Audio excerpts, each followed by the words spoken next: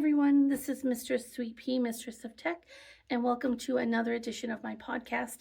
Today we are filming live in Lyons, Nebraska at Bill Hedges' studio, and this time we're not on the spaceship. This time we are in the projection room. So as you can see, I've got all my friends here with me today.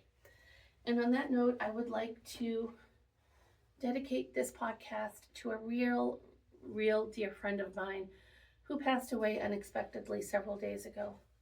He's known throughout the Omaha film industry. His name is Tim Barr. He was a good friend of mine, and he will be sorely missed. He was an amazing soul. He was a beautiful person, and he made you feel like you were important to him and to his life. And I'm very grateful to have had the opportunity to know him. So I am dedicating this podcast in honor of his memory. And on that note, we'll go ahead and get started. Today's podcast, we're going to talk about the technology that defined generations. We're going to talk about VHS, CDs, and MP3s. So basically, we'll start a little bit with VHS. VHS, we all know, video home recording system, Friday nights, grabbing, renting a movie at Blockbuster, or even buying a VHS cassette with your favorite movie, popping it in the VHS player on a Friday night with family, friends, bucket of popcorn, you're good to go. Plus, you save money from having to go to the movie theater. Back then, I'm not sure how much tickets cost, but I know they were not, well, back in the 80s, dollars. The dollar in the 80s was different than today, obviously. So by today's standards, to me, that seems cheap, but back then it wasn't. CDs meant open up the jewel case, reading the liner notes.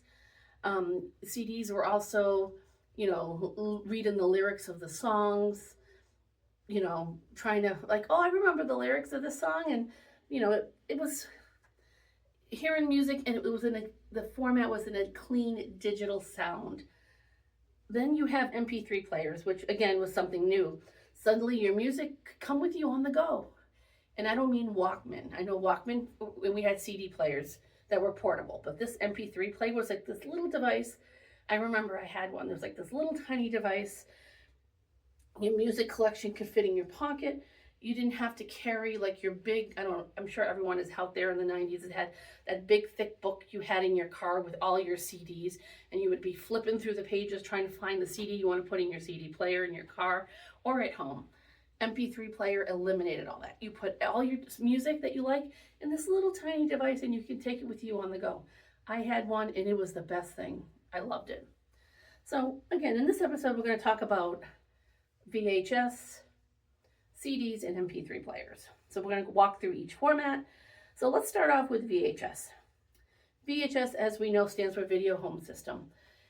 Videotape formatted was developed by JVC and introduced in the mid-1970s as a way to record and play back music, videos, or even just videos in general on this device. It used magnetic tape instead of a plastic cassette, and the cassette could be stored for television programs, rental movies. You could record basically anything with it, almost anything with it. So VHS players were like a godsend back in the 80s. What made VHS very powerful, though, was not just the tape itself, but the full home system, the home screen system, being able to watch it in the comfort of your own home and without having to go to a movie theater.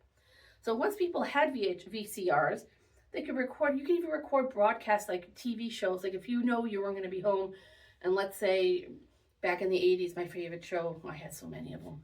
Let's say Growing Pains back in the 80s was on, and you know you weren't going to be home that night, you could record it. You could get it set up so it would automatically record for you, and you would never miss the episode. But the only problem is that you'd have to go through the commercials, which with VHS, you can even fast forward to bypass that, but not for recording purposes. So it sounds like a lot of work, but it actually, the sound at the time, because they were so new, it sounded like you were just watching that show for the first time. But over time, as the years went by, people started to move forward people started to get away from VHS. They were looking for other means of technology that was more suitable for their lifestyle, because as you get older, your lifestyle changes and your needs change. So before streaming, before DVRs, before cloud libraries, VHS let people time shift media. So again, as I was mentioning, you can record your favorite shows. If there's a movie on, you could record it if you're not going to be around. You could also use it for if you had a camcorder, you could put your cassette into the camcorder, record a birthday party or an event or whatever, and you can watch it on your VHS cassette and on your VCR player. What that's so perfect. What can that was the best. And the thing about it is you could just watch the cassette over and over again. So VHS was very popular. Today, in this day and age, I don't even think they're around anymore. I think whatever you can find is probably something that's been used already. I'm sure there are some out there that are brand new that have never been used, but I'm not sure what the monetary value of that would be. But some of the features of VHS, the core features, is the magnetic tape was in a removable cassette, playback and recording through your VCR, the ability to record TV shows, movies, whatever was on TV that you knew you were going to be able to watch to see that time, or even if you just wanted to record it to have it for future reference, you could do that with the VCRs. They have long recording times. The first around between 2 hours or later, extended to 4 to 6 hours in some modes. So each VCR player has slow speed and long play speed. So it just depends on your preference of which option you prefer. That long recording time was especially important to some, but not for everyone. And then I don't know if a lot of people would remember Betamax. That was right before, or probably towards the beginning of VCRs. We had Betamax. Early Betamax tapes could record at 1 hour, while VHS offered 2 hours from the start. So when VCRs came out, Betamax was pretty much almost done with, for the most part. The difference was because people wanted to record full movies and sport broadcasts without having to be limited on their time. But some of the pros of VCRs is that longer recorded times than Betamaxes. Betamaxes were about an hour. VCRs, you could go 2+ hours. Lower equipment costs. VCH machines were easier to produce, but they were also cheaper to fix. Repairs didn't cost you thousands of dollars. And I ought to know because I know people that repair them.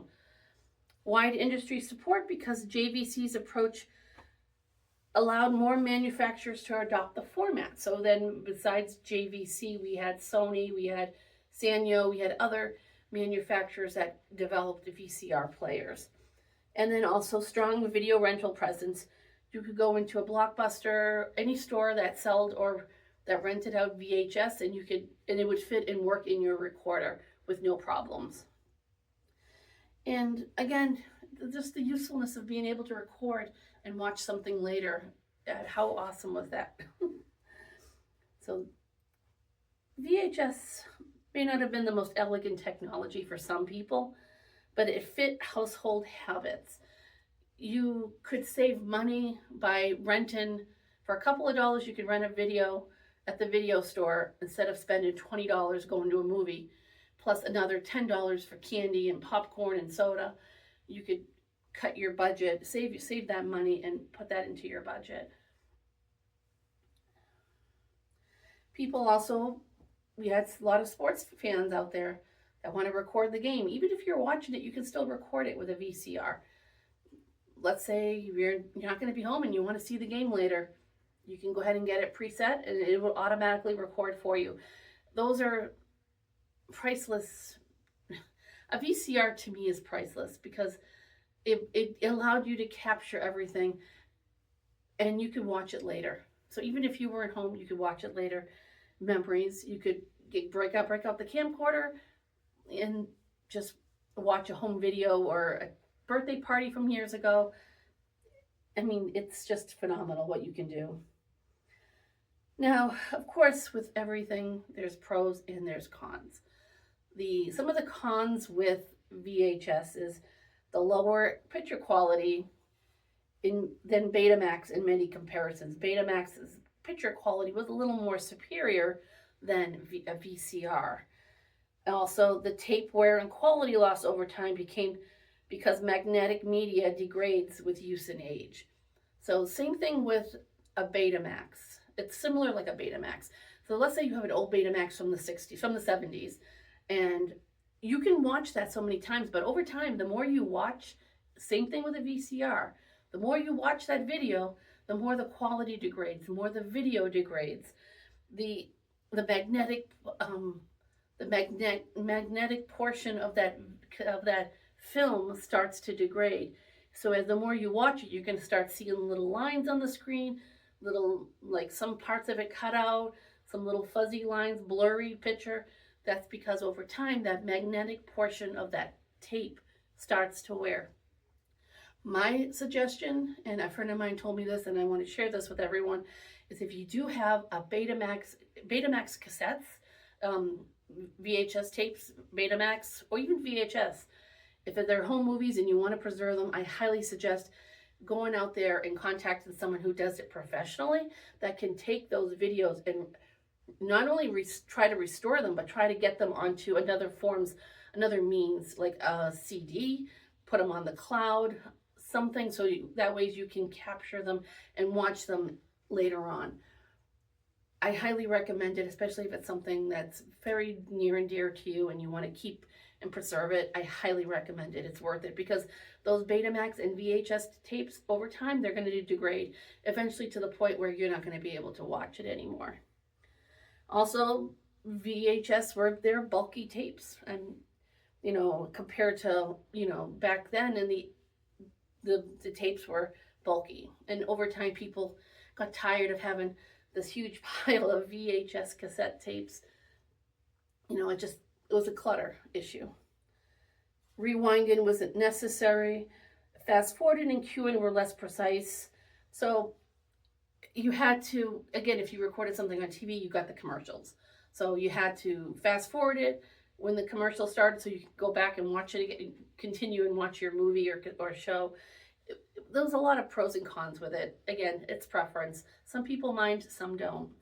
VHS also came with analog headaches that people of certain ages will remember. Remember tracking issues, you had to adjust the tracking. Sometimes the pictures were off, fuzzy playback, tapes were starting to get eaten by the machine.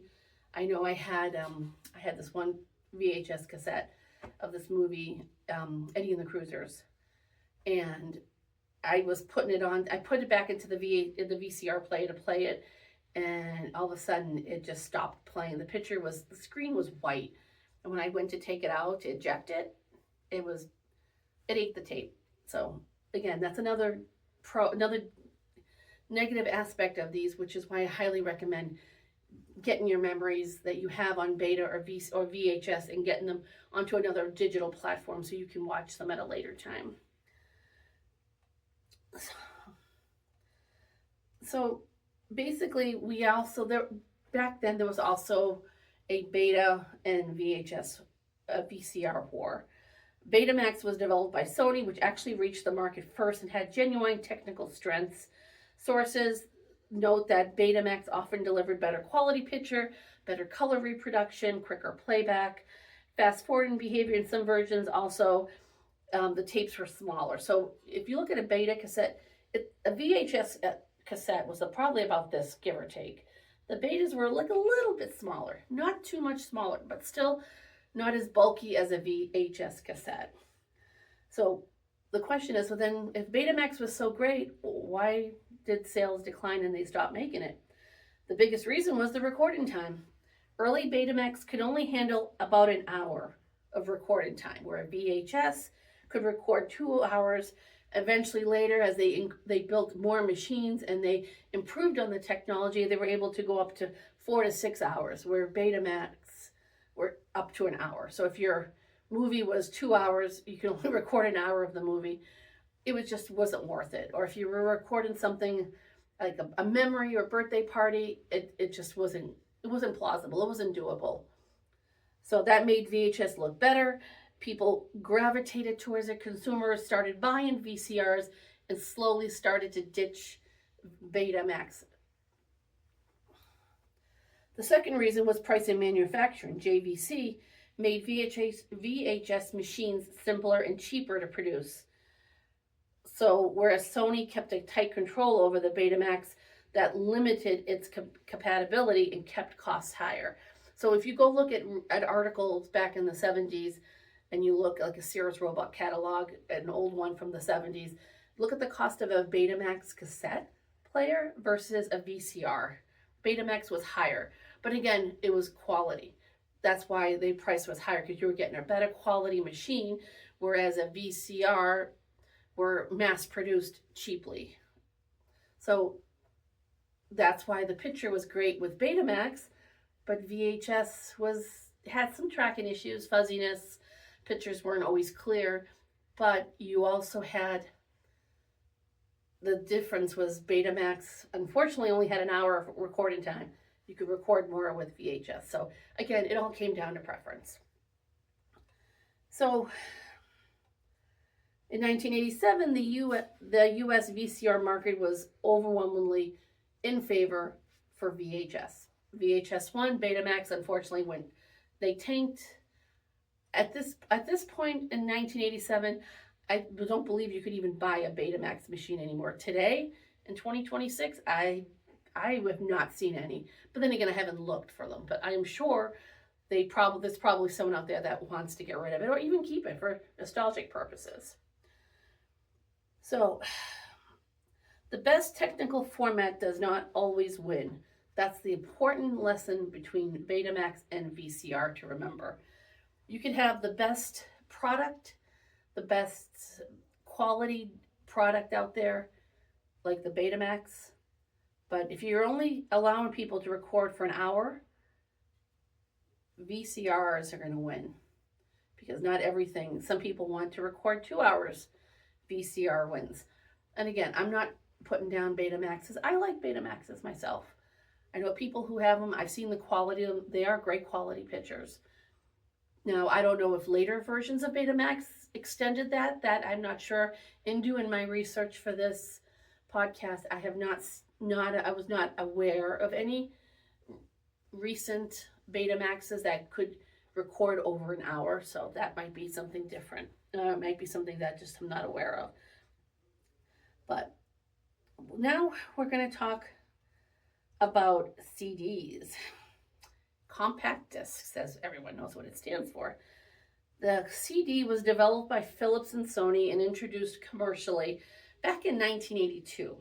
Unlike tapes, which stored audio in analog magnetic form, CDs stored digital data on a molded plastic disc that a laser scanned for playback.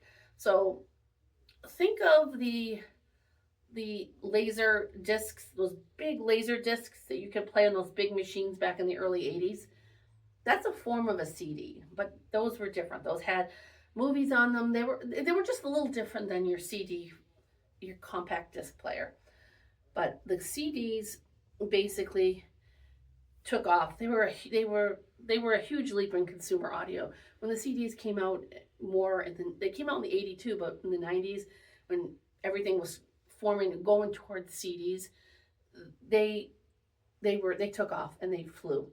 The pitch was simple, powerful, clean sound, no rewinding, easy track access, less wear and tear, and because with the laser, it did not physically touch the CD. So it was, if you ever get a chance to look at how the CD actually works, it's phenomenal. I would highly suggest looking at YouTube to find one. CDs quickly became the dominant format for high-fidelity recorded music for decades, and the format later expanded into CD-ROMs for software and data storage. This was the first start of the digital mainstream and home media. The CD made digital sound feel modern, convenient, and made it feel like it was a premium sound. It looked futuristic, it was shiny, it offered more positive experience than a vinyl record where you had to be careful you didn't scratch the record. You scratch it, pretty much it's done and over with. A CD is the same thing though. You got to be careful how you handle the CD. You don't want to put it, you want to put it face down so the part that it plays is not against something corrosive that it could scratch. You also want to maintain and take care of them properly. So I remember in the 90s having the book full of CDs in my car and just putting one in after another just to, and some cars even had that CD changer where you could hold like 6 CDs at once. Man, those were the good old days. So some key features for CD players. Digital audio storage on plastic optical disc. Laser-based read-in rather than a physical contact with disc surface during playback. Again, CDs did not, the CD laser actually did not touch the disc. It's you have to watch it on YouTube. The way it does it, it's like a little light that plays it, and it's just amazing to watch. Random track access, so you could just jump from one track. So if you didn't like this first song on side B or side, on the first side, skip over to another one. You didn't have to hit stop, fast forward like a cassette, and then you didn't have to do any of that. It was perfect. Just over an hour of music on a traditional audio CD. You had more time. You didn't have to rewind, fast forward. The CDs usually ran longer because they also CDs added additional content. Like if you buy a cassette, some cassettes had like those extended play versions of certain songs that were popular on the air. CDs did the same thing. However, with CDs, you got more control over which tracks you wanted to hear. So if you were driving, you didn't have to hit stop, fast forward, stop, fast forward. You could just go to the next track and you're done. So again, with CDs, some of the positive aspects of CDs is that, again, clear digital sound with high fidelity, greater dynamic range than analog format, no need to rewind, instant track selection, less playback wear and tear, and useful music media. Basically, you could also, they even sold blank CD-ROMs or CD rewritables that you could even store not only music, you could even store, you could store your digital audio, you could store other types of media on those. You could even record a DVD, like they have DVD ROMs too, which is something completely different. But so some of the some of the cons with CDs is that, again, like a record player, like a vinyl record, they do get scratched. So they're not scratch proof. They can get damaged. Early portable players were vulnerable to skipping when bumped.